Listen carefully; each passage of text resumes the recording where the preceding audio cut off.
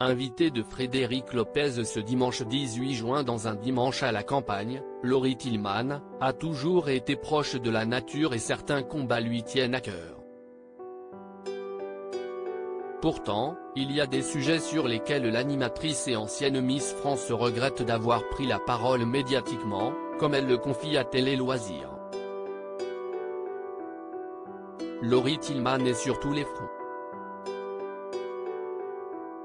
Animatrice de primes musicaux sur France Télévisions comme la Fête de la musique, le 21 juin prochain aux côtés de Garou, à la tête de sa propre marque de vêtements ou encore auteur de nombreux livres autour du coaching, de la nutrition et du lifestyle, elle n'a pas la langue dans sa poche et n'hésite pas à monter au créneau quand elle en ressent le besoin. La Bretonne a poussé un coup de gueule autour de la question de l'écologie.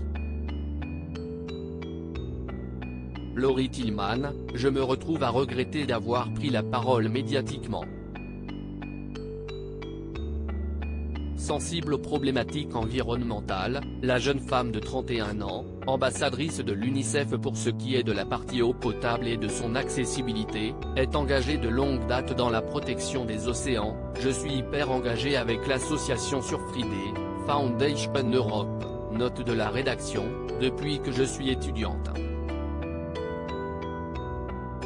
Par ailleurs, elle précise, j'ai commencé à créer une association écologique avant Miss France, j'étais étudiante et j'avais créé un pôle écolo alors qu'on n'en parlait pas encore. Pourtant, si le combat continue pour elle, Laurie Tillman doit faire face à de nombreuses critiques. Aujourd'hui, je me retrouve à regretter d'avoir pris la parole médiatiquement sur la partie écologique parce qu'on démotive l'action voire on motive l'inaction plutôt que d'encourager les petits gestes du quotidien. Et ça c'est abominable, nous explique-t-elle. Laurie Tillman, l'ancienne Miss France révèle souffrir d'éco-anxiété. La sportive, qui s'est récemment blessée dans un accident de surf, regrette cette pression à devoir en faire toujours plus pour ne pas être critiquée. Je pense qu'il y a un truc aussi. Cette espèce de pureté militante. Si est à celui qui sera l'écolo parfait.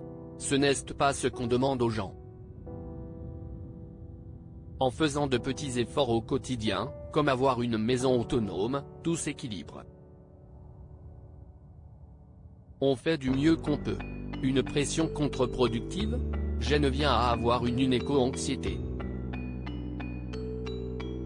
Tout à l'heure, par exemple, lors d'une séance photo, note de la rédaction, j'avais ma gourde mais je ne pouvais pas la remplir parce qu'il n'y avait que de l'eau chaude.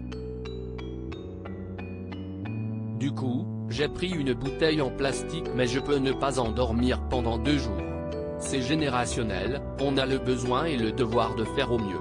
Laurie Tillman évoque son engagement écologique pas toujours simple avec son métier, on ne décide pas de prendre un avion pour tourner une émission pourtant, son métier d'animatrice ne favorise pas vraiment les gestes responsables.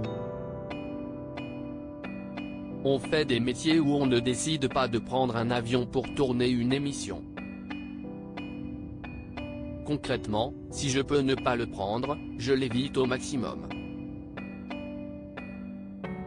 En France, par exemple, je ne prends plus l'avion, et je roule à vélo tous les jours. Nous dit-elle.